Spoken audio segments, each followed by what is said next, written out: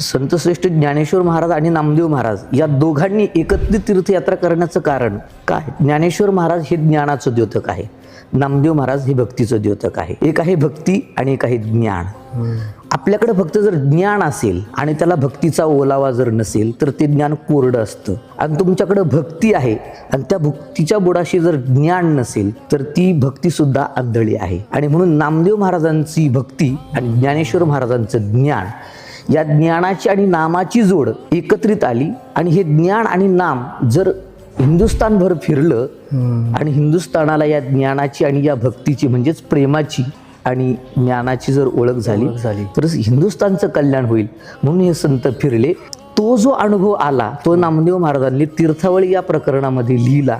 त्या वारकरी संप्रदायाच्या विचारधारेचे, त्या अभंगाचे आम्ही अभ्यासक असल्यामुळे साहजिकच हिंदुस्थानचा अभ्यास करणं सोपं गेलं. आणि म्हणूनच आपण काय काय पौराणिक कथा घडल्या याच्याबद्दल आपण विस्तारपूर्वक बोलत असतो.